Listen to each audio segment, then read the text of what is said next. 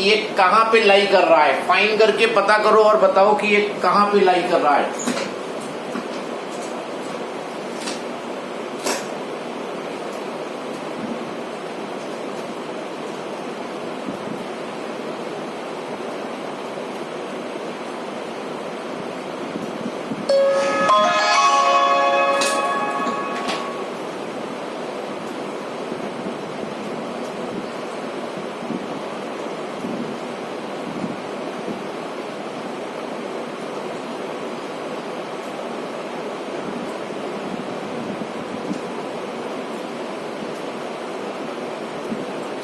Yes, anyone found?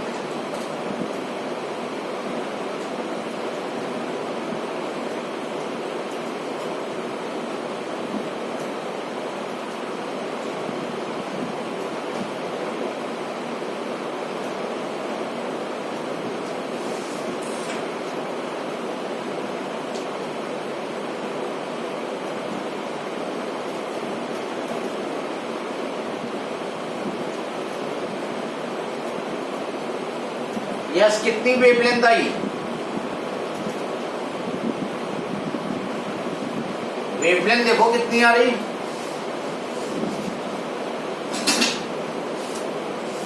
Three into 10⁸ upon 10⁵ 3 into 10⁻3। देखो ये range हमने कहाँ लिखाई है, ढूंढ के बताओ, तभी तो क्लियर होगा कि you have the correct range और नॉट। ये मीटर में है।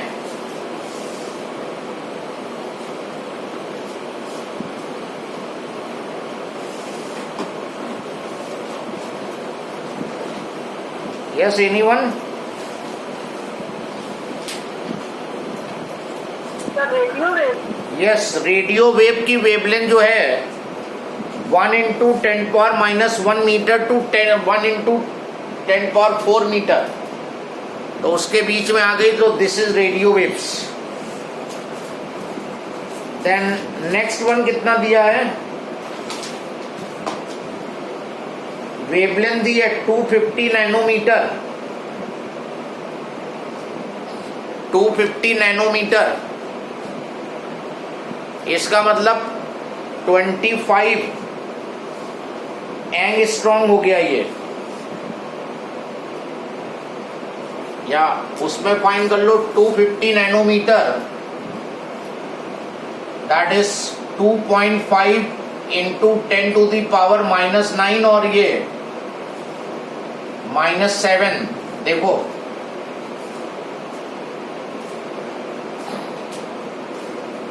ये जो विजिबल लाइट की रेंज होती है वो 3 इंटू 10⁻⁻7 मीटर से लेके 8 इंटू 10⁻⁷ मीटर होती है। तो देखो ये वायलेट वाला एंड है, ये रेड वाला है, इससे भी कम हो गई वेवलेंथ, तो इसका मतलब ये अल्ट्रा वायलेट में जाएगा। हाँ सर, आपने 4 इंटू 10⁻⁷ लिखवाई है। 4 इंटू 10⁻⁷ लिखवाई है? हाँ सर। नहीं, पहले 20 नैनोमीटर दिया था, फिर 10 मेगाहर्ट्ज दिया था, फिर लिखाया कितना है हमने 4 इंटू 10⁻⁷। नहीं, ये कहाँ क्वेश्चन में कह रहे हो कि वहां कह रहे हो? इधर नोट्स में। नोट्स में हमने किसकी लिखाई है 4 इंटू 10⁻⁷? सर विजिबल लाइट की हाँ सॉरी विजिबल की 4000 एंगस्ट्रॉम से 8000 एंगस्ट्रॉम, तो 4 इंटू 10⁻⁷ से 8 इंटू 10⁻⁷ है। और विजिबल से कम वेवलेंथ, विजिबल से कम वेवलेंथ मतलब ऊपर की तरफ अल्ट्रा वायलेट रीजन में चली गई है, उससे थोड़ा ही तो डिफरेंस है इसका, तो अल्ट्रा वायलेट रीजन में चली गई। इस तरह भी आइडिया निकाल लेते हैं। विजिबल का तुम्हें मालूम होता है जनरली। उसके बाद 1500 नैनोमीटर है। 1500 nanometer, that is 1.5 into 10 to the power minus 6 metre हो गया ये। नैनो का 10 पावर माइनस 9 होता है, तो 1.5 into 10 power minus 6,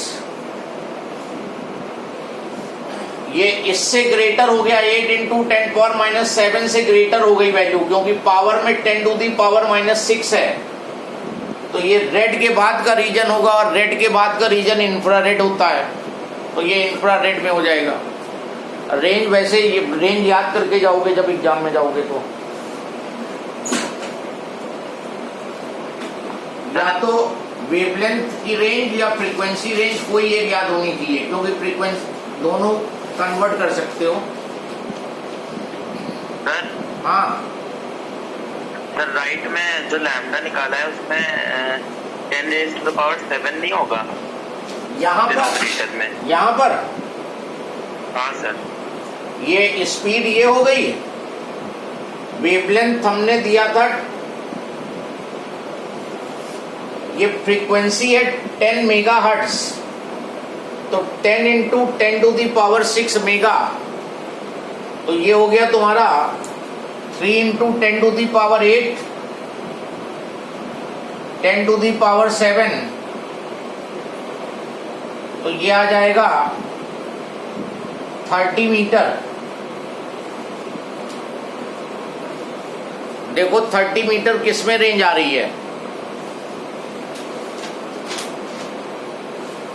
30 metre range wavelength range में चेक करो।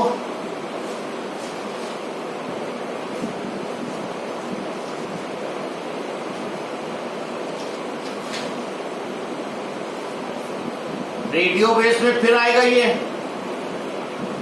1 इंटू 10 पावर माइनस 1 मीटर से 10 टू दी पावर 4 मीटर, तो 30 मीटर इसी में आ जाएगा रेडियो वेव में। हाँ, कैलकुलेशन रॉन्ग हुई थी।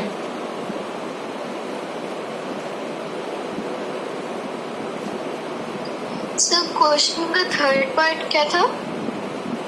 थर्ड पार्ट था wavelength 250 nanometre,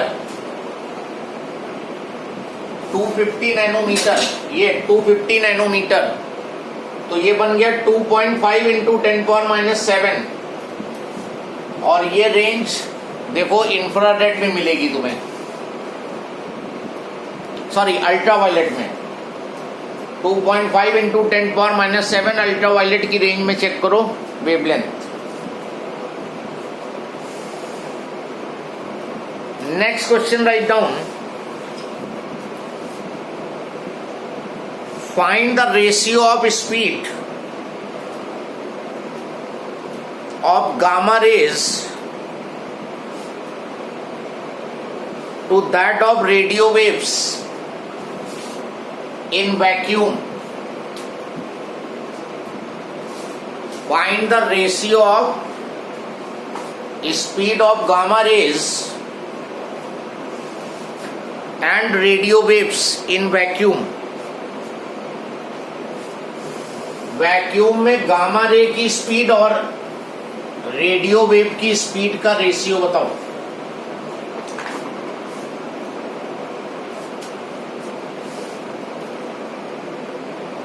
So 1:1. 1:1, because all electromagnetic waves have same speed in vacuum. तो answer will be 1:1.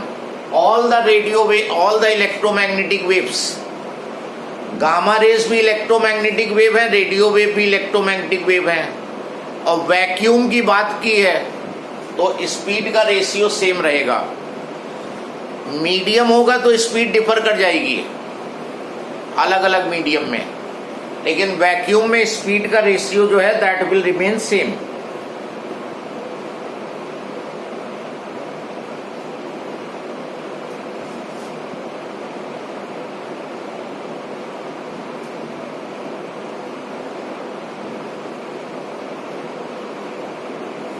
Now then one question, write down,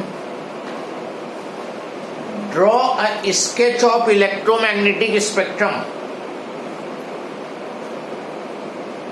Draw a sketch of electromagnetic spectrum showing the relative positions of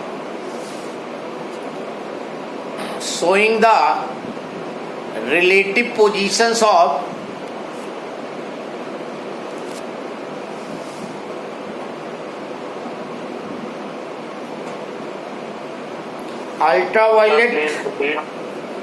Draw a sketch of electromagnetic spectrum, comma, showing relative positions of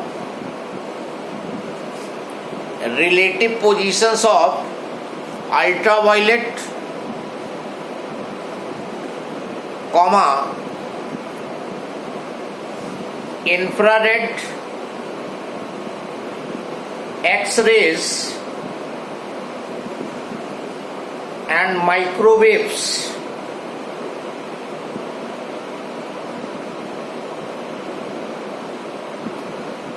with respect to visible light.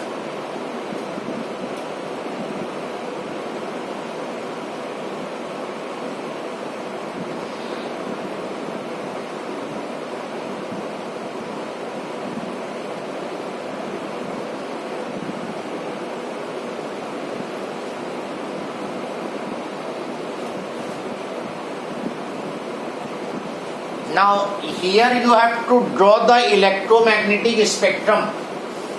उसका sketch बनाना है तो कुछ नहीं करना है, बहुत ज़्यादा तुम्हें कुछ करना नहीं है. तुम्हें अगर ऑर्डर याद है तो सब कुछ हो जाएगा.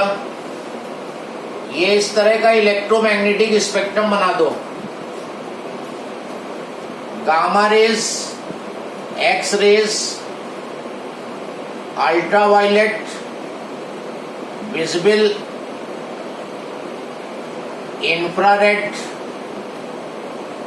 Radio wave, microwave and radio wave, बस. और इनकी वेवलेंथ अगर तुम्हें चाहिए तो वो लिख देना. वेवलेंथ रेंज लिख दोगे तो ये स्पेक्ट्रम कहलाएगा तुम्हारा. तो स्केच इसी तरह का बनेगा.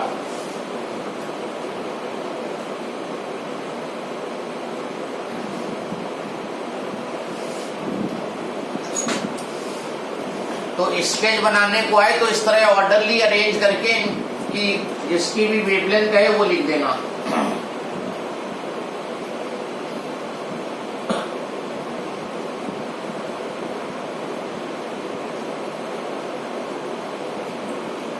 Then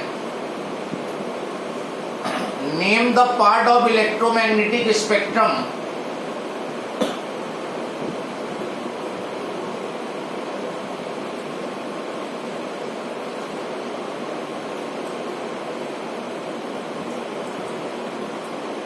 which is produced by bombarding a metal target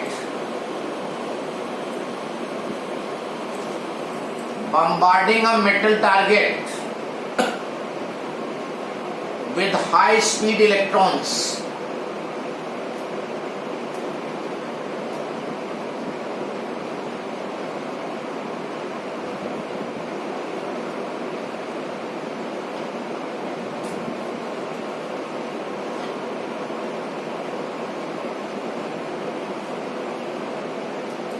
Yes, So anyone? X-rays. Yes. So X-rays. X-rays are produced when highly energetic electrons strike the heavy target, metal target.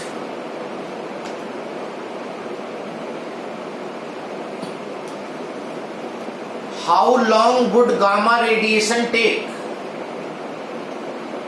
How long would gamma radiation take to travel from sun to earth,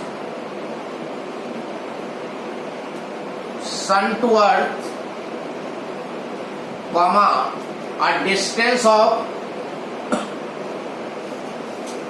1.5 into 10 to the power 11 meter.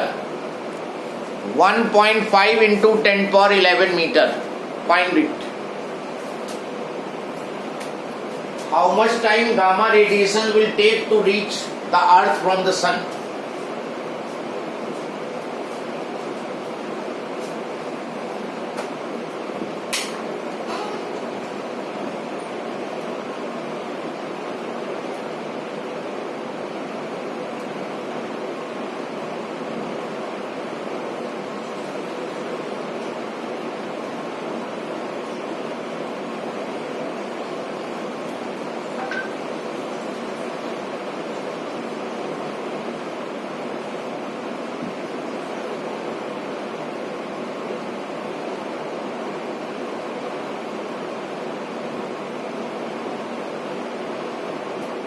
Five 500 seconds.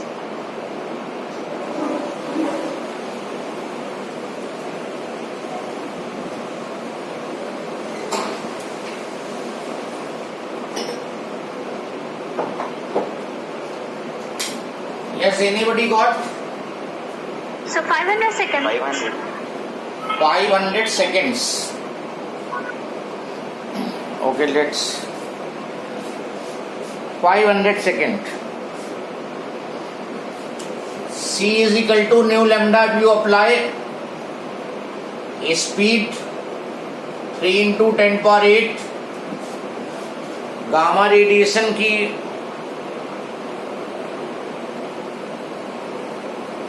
No distance दे रखी है और time पूछा है, तो time is distance upon speed लगा दो बस. Mainly question क्या है कि वो स्पीड तुमसे जानना चाहता है, whether you know the speed और not. So distance is 1 into कितना दिया है, 1 into 1.5 into 10 power 11 और speed 3 into 10 to the power 8. So this will be getting 500 seconds. So this type of theoretical questions you have generally from this chapter, 1 or 2 mark question. Then we are coming to refraction at plane surface. Now this chapter is being reduced from the syllabus. No direct question you will be getting from this chapter, but the basic concept of this chapter will be used in other articles which you will be studying. So we will take this accordingly. So we'll take a revision and जहाँ पे मुझे ज़्यादा ज़रूरत होगी वहाँ ज़्यादा बताऊंगा, जहाँ कम ज़रूरत होगी वहाँ कम. Now refraction, when light ray goes from one medium to another, this is the light ray which is going from one medium to another. This is the surface which is separating the two medium. So the light has tendency to travel in straight line. तुमने बहुत starting में यही पढ़ा था कि जो light है that travels in straight line, but in some situations it will change its path. Straight line से डिफरेंट पाथ में भी ये ट्रेवल कर सकती है. जैसे if the medium changes, then speed of light will change and then it will take some different path. तो ये तो तुम्हारा नॉर्मल हो गया. यहाँ पर every time you have to draw the normal. Normal जो है वो सरफेस के परपेंडिकुलर लाइन होनी चाहिए. यहाँ तो अभी क्लियर है, अभी जब प्रिज्म वगैरह बनते हैं तो नॉर्मल तुम्हारे ये बनने लगते हैं. नॉर्मल जो है जिस सरफेस पे ड्रॉ कर रहे हो उसके 90 डिग्री ऑलमोस्ट होना चाहिए. And this angle you will be taking angle of incidence. This is angle of incidence, which will be the angle between incident ray and normal. ये एंगल नहीं होगा, ये एंगल होगा नॉर्मल और इंसिडेंट रे के बीच में. This is your incident ray, normal, ये angle of incidence. Now as the light will be going from one medium to another of different optical density, यहां पे हम जो मीडियम जनरली यूज करेंगे different optical density. Yes yes, who has the problem? So your voice is lagging. Voice is lagging, maybe some problem in network. Now again it is lagging. No sir, now it's all right. Okay, so we will be using generally 3 medium of different optical density. जैसे यहाँ पे जो most frequently हम लेंगे, air लेंगे, water लेंगे और glass लेंगे. And in this direction optical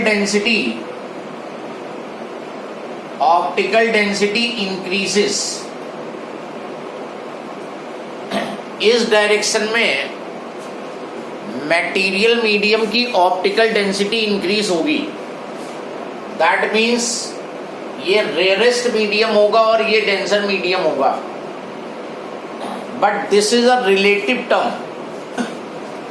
अगर वाटर को कंसीडर करो तो एयर के रिस्पेक्ट में वाटर डेंसर है, लेकिन ग्लास के रिस्पेक्ट में वाटर रेयर है. तो ये रिलेटिव टर्म होगा. इस डायरेक्शन में ऑप्टिकल डेंसिटी इंक्रीज होगी और स्पीड ऑफ लाइट डिक्रीजेस. इसी डायरेक्शन में जैसे जैसे ऑप्टिकल डेंसिटी इंक्रीज होगी, स्पीड ऑफ लाइट डिक्रीज होती जाएगी. जितना डेंस मीडियम होगा, स्पीड ऑफ लाइट उतनी कम होगी. So when the light will go from one medium to another, its speed will change and accordingly it will change its path. अगर rare से denser में आएगी तो नॉर्मल की तरफ बेंड करेगी, स्मॉलर पाथ अडॉप्ट करेगी क्योंकि स्पीड डिक्रीज हो गई. और अगर डेंसर से रेयर में जाएगी तो लॉन्गर पाथ अडॉप्ट करेगी and goes away from the normal. ये एंगल R होगा नॉर्मल और रिफ्रैक्टेड रे के बीच में. दिस इज रिफ्रैक्टेड रे, this is your angle of refraction.